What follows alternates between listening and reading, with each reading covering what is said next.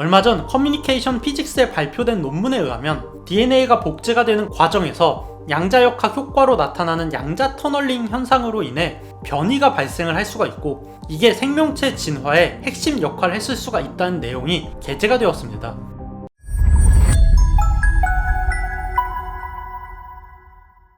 지난달 4월 26일에 국제학술지 네이처 커뮤니케이션즈에는 생명체 외계 기원 가설에 힘을 실어주는 논문이 게재가 되었습니다.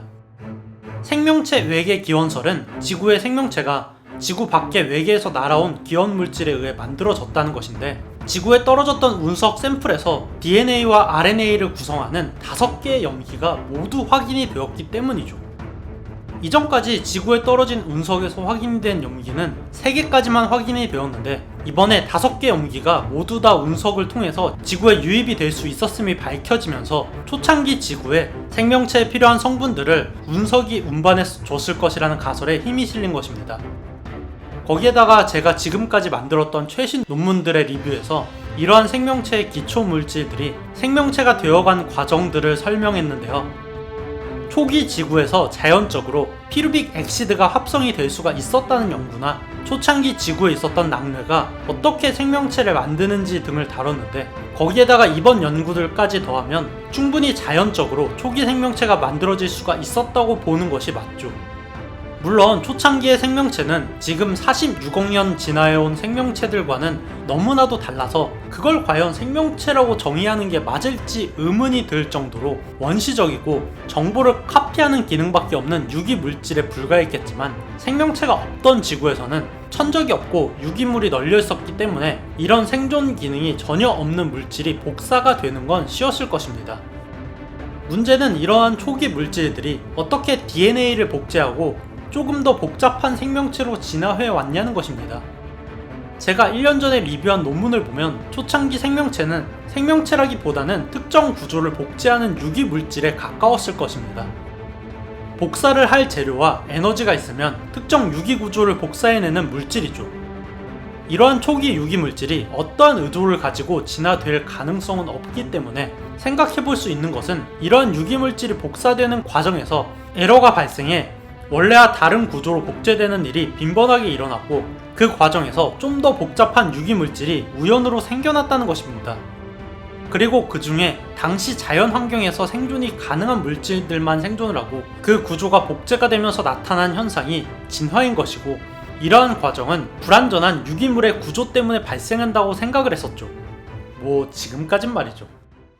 얼마 전 커뮤니케이션 피직스에 발표된 논문에 의하면 DNA가 복제가 되는 과정에서 양자역학 효과로 나타나는 양자 터널링 현상으로 인해 변이가 발생을 할 수가 있고, 이게 생명체 진화의 핵심 역할을 했을 수가 있다는 내용이 게재가 되었습니다.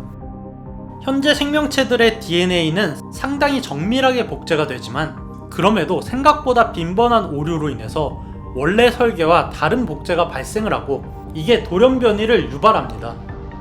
영국 서레이 대학의 물리학자와 화학자로 구성이 된 연구팀은 DNA가 복제되는 과정에서 오류가 생기는 현상이 구조적인 문제가 아니라 양자역학 효과로 인해서 발생한다는 사실을 발견했습니다.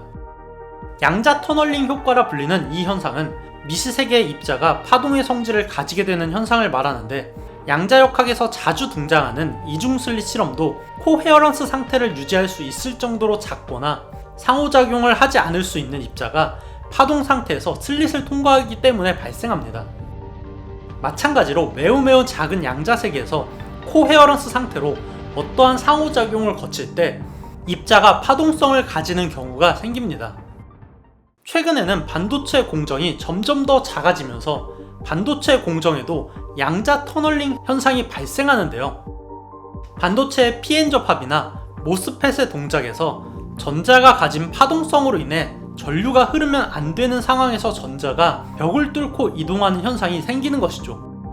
지금처럼 공정이 미세해지기 전에는 전자를 막는 벽도 두꺼웠기 때문에 파동성을 가진 전자가 벽을 통과할 수가 없었지만, 점점 그 벽이 얇아지면서 전자의 위치를 결정하는 파동함수가 벽 너머서까지 존재해서 전자가 벽 밖으로 순간이동을 하는 것입니다.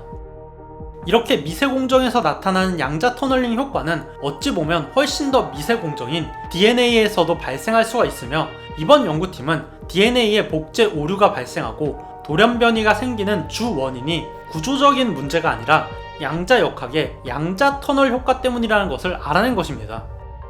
DNA가 두 개의 가닥으로 절단이 되고 복사가 될 때 이를 이어주는 것은 양성자인데, 일부 양성자가 양자 터널 효과로 인해서 원래 있어야 할 가닥을 건너뛰고 다른 가닥으로 이동을 하면서 DNA 코드에 오류가 빈번하게 생기고, 이게 바로 돌연변이를 유발하는 것입니다.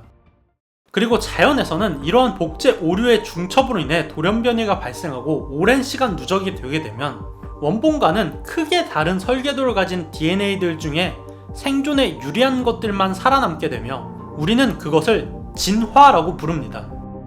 어찌 보면 우리 인류를 만들고 지구 생명체의 진화를 이끌어온 것이 양자역학 효과 덕분인 것이죠. 이미 수십 년 전부터 DNA에서 양자 터널 효과가 있을 것이라고 예측을 하기는 했지만, 이번 연구에서는 그 메커니즘을 비교적 정확하게 파악을 했습니다. DNA의 염기를 결합시켜주는 수소 원자의 양성자가 양자 터널 효과로 인해서 다른 부위의 염기를 결합시키면서 ACTG로 구성된 DNA 설계도에 변형이 생기는 것이 돌연변이의 원인이자 진화의 요인이며, 심지어 암세포가 생기는 원인이 된다는 것이죠. 암세포 또한 여러 번의 세포 분열 과정을 거치면서 정상적인 DNA 설계도가 크게 망가져서 생기는 세포인데, 건강한 2030 세대도 하루 수천 개의 암세포가 몸에서 생기는 건 결국에는 피할 수가 없는 양자역학의 효과 때문인 것이죠. 그리고 코로나가 자꾸 변형이 되는 것도, 바이러스는 몸에서 엄청나게 빠르게 분열을 하고 그 과정이 정교하지 못한 데다가 양자 터널 효과로 복제할 때마다 설계 구조가 계속해서 오류가 나기 때문입니다. 대부분의 오류는 환경에 적응하지 못해서 죽게 되지만, 아주 희박한 확률로 더 전염성이 좋은 설계를 획득하게 될 경우 델타나 오미크론 같은 우세한 설계를 가진 바이러스가 나타난다는 것입니다. 지금까지 양자역학 효과라고 하면 나노기술이나 반도체의 영향이 크다고 생각을 했는데, 알게 모르게 우리의 신체와 지구 생명체의 진화에 큰 영향을 끼친 게 양자역학에 의한 효과라고 하니 굉장히 신기하네요. 그러니만